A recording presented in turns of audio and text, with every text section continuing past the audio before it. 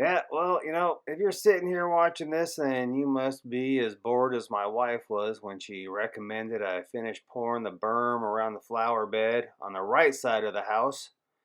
So this is what it's going to look like here. We'll go ahead and start on the right side of the hedge, and we'll do a little wiggly line around a tree, and then we'll do a wiggly line, and then we'll bring it around to the chimney, and who knows how this thing is going to turn out, but that's the idea. So I got this berm here, and on the other side, I don't have a berm, so I'm prepping to put a little berm in. I'm gonna go around the tree right here, kind of come in right there, zip around that way, and then I'll put a little squiggly line right there. Now you see this pile of cement right here, individually wrapped in those plastic black bags. Well, those are all 50% off. Quick Crete from Lowe's. Okay, I threw out all my stakes from the last time I did this, so you're gonna need to make some more stakes. I just like to do a 45-degree cut on two sides to make a nice little point.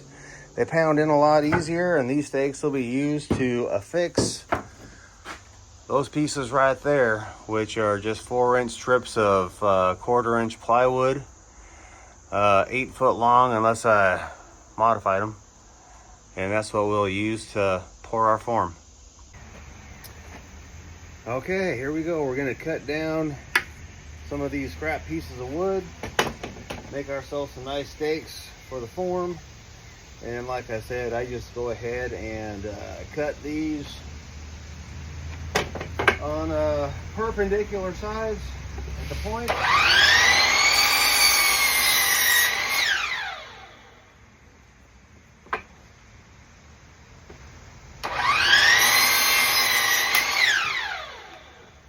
So you end up with something like that. All this right here, scrap from a pallet board project, so we are incorporating some of the pallet board stuff into this little event. Okay, well, for this project, I got my gloves, got my drill, screws, stakes, and my 4-inch panels I'll use for our forms. So I kind of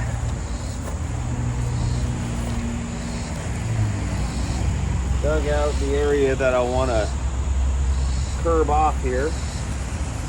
So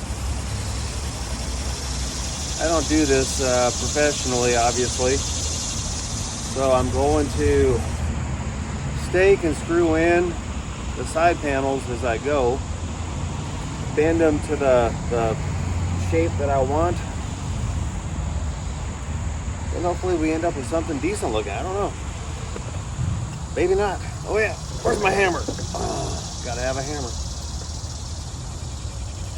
Let's make sure you put your stakes on the outside of the form.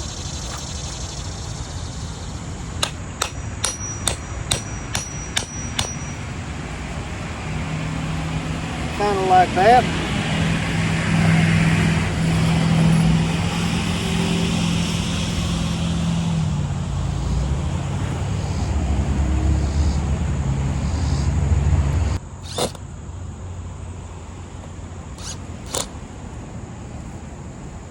Okay, I like to put my screws in up high.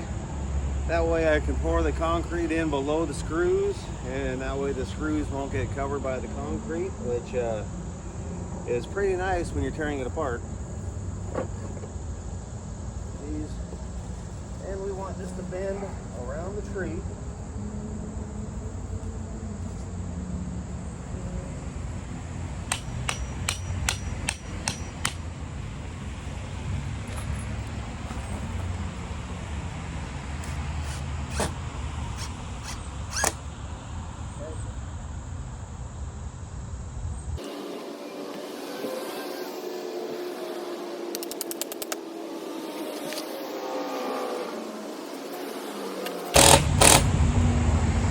that down a little bit right there.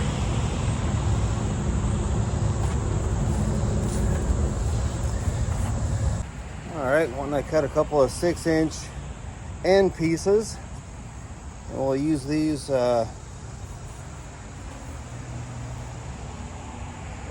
here on the end to butt up the end. Have the concrete butt up to something anyways, right? And then this piece right here I'll just use as a guide to measure as I go.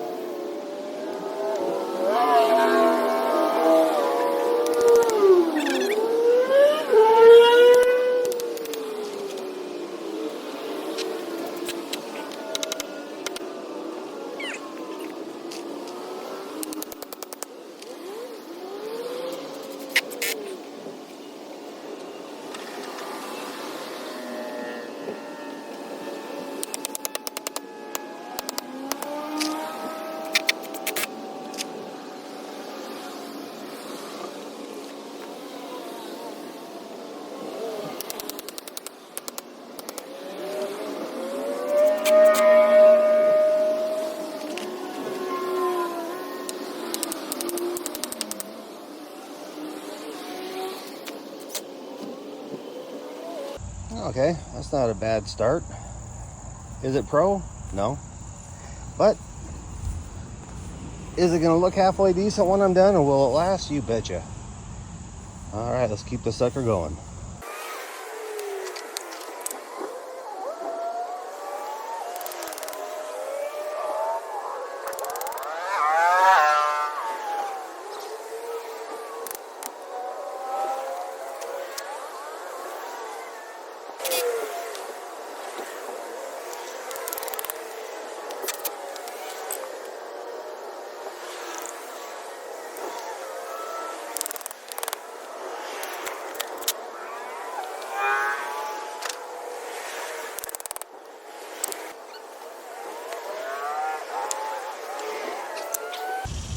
See this right here?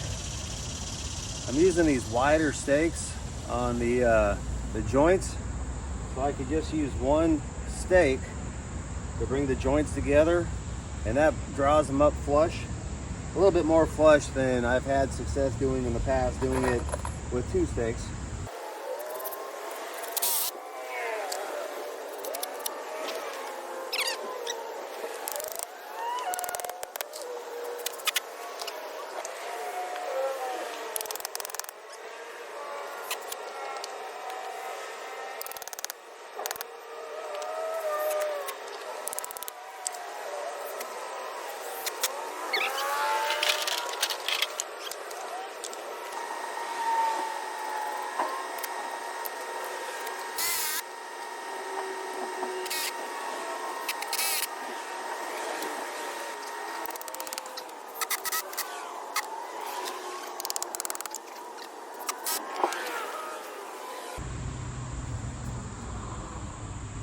Okay, well, we have a elevation dip, so I'm gonna have to do something about that.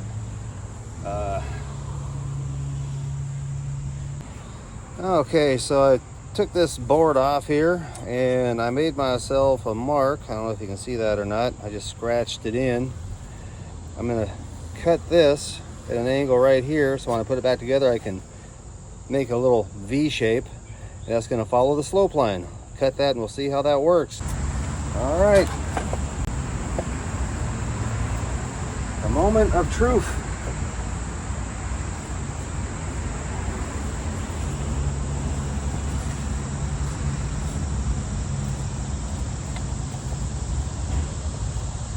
Well, it's not perfect, but I think we'll call it good enough.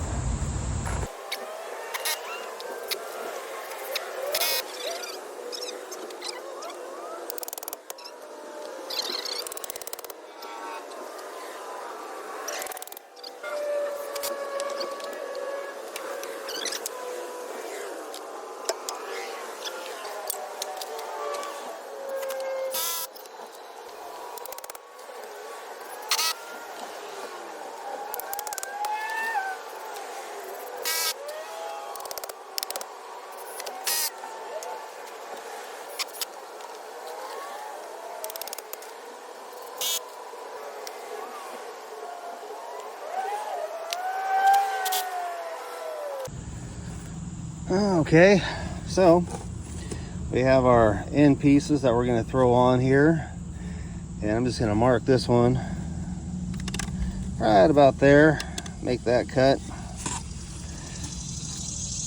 Can't even, there we go, mark that right there.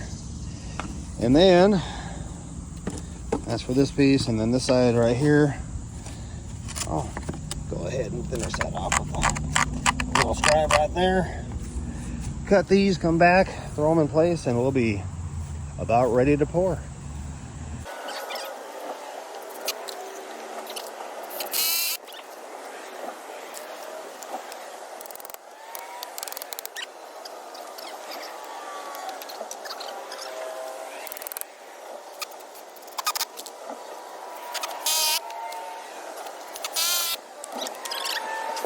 Okay, so we're running to the chimney. I could probably draw that in a little bit if I cared to, but I don't. All right, that looks good. Got a little bit of a, forgot to put in a screw here, I guess. Okay, got myself a couple of bags of Quickcrete. Got my shovel / my mixing tool. And I've got a couple of those things for smoothing out the concrete. Got my gloves. And I have my respirator. I don't want any more of this junk going in my lungs.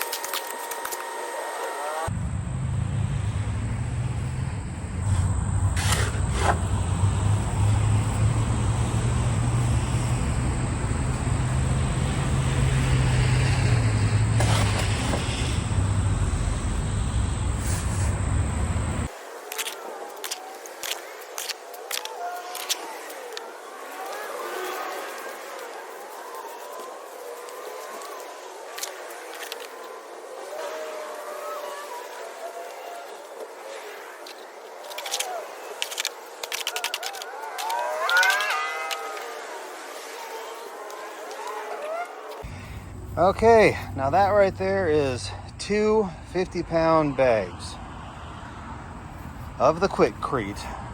Minus a little bit of spillage because they're torn bags. But that's not too bad.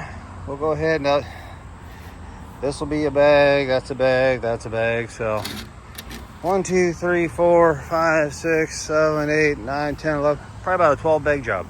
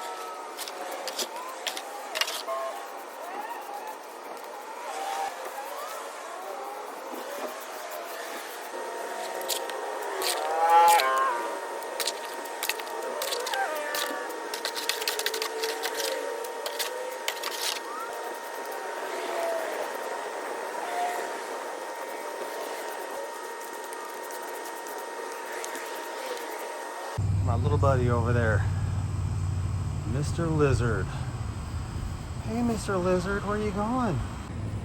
Okay, let's finish this thing off.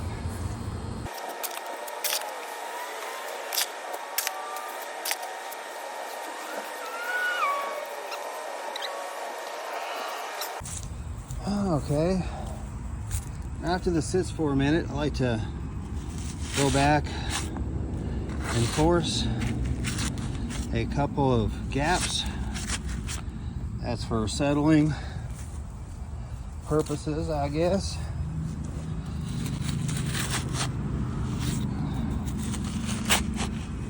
Give it a wiggle, wiggle, wiggle, wiggle, wiggle.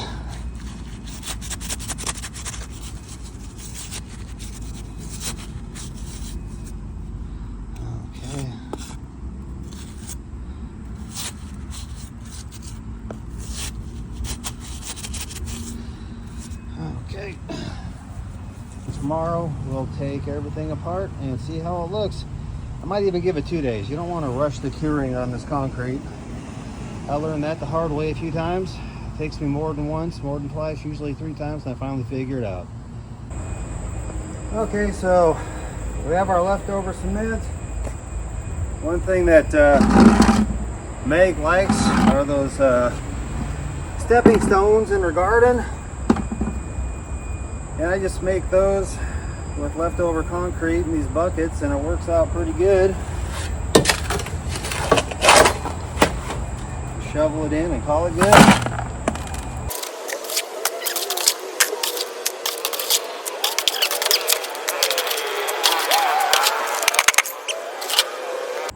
Okay.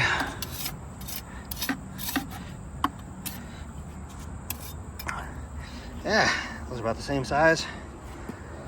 Let those dry for a couple of days, turn that over, knock them out, and you'll have yourself a couple of nice stepping stones. Okay, let's see if Meg is out here working on her little project. I'm gonna sneak in the side here. Got myself a nice load of wood to drop off, so let's see. Oh, there she is. Wow, look at her go.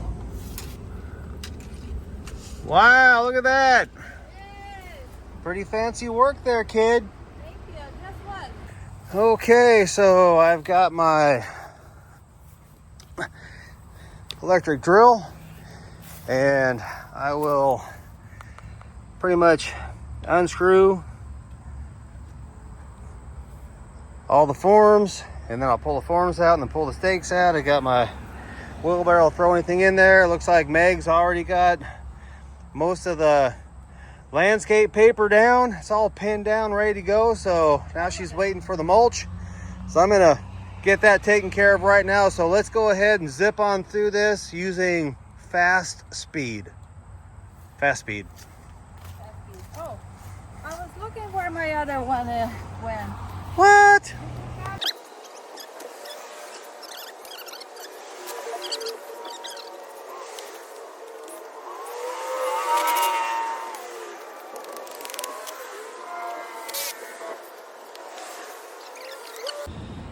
Okay, look at all these screws right here that we can reuse, and that's why I don't bury the screws when I pour the concrete, because it's easier to take them out and you can reuse them.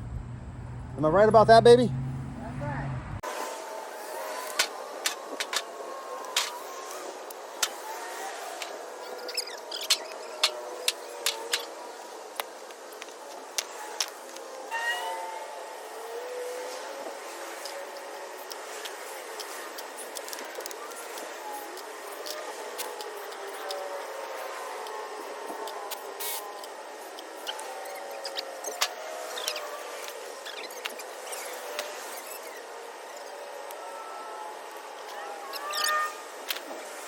Okay, well, what do you think? I love it. Looks great. Yeah, it's a nice, I like it. I love it. I like it. Thank you for doing that. Just for a weekend project. I think it enhances the curb appeal of the house a little bit. We'll get that cleaned up. And Yeah, and it's also going to make the mowing easier around here, because before I had to bring a push mower in over here and right there. I love it. That's a good project. The project is done. Well, actually, I'll take a picture after we put the bark down. All right, I turned record on. Looks good, baby. Good job. We already said that once, but say it again for the camera. Look at that. Remember how it looked? And now it looks like, I don't know, as one of Miko's friends said, it's almost like a park-like setting. No, really does improve the curb appeal. Look at that. Sure does. It's amazing. Okay, remember these things? They've been sitting for 48 hours. Shall I let them sit a little bit longer? Oh, let's see.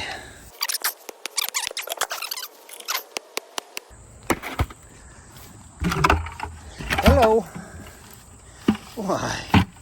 Aren't you just a cutie? Oh. Woo. Very nice.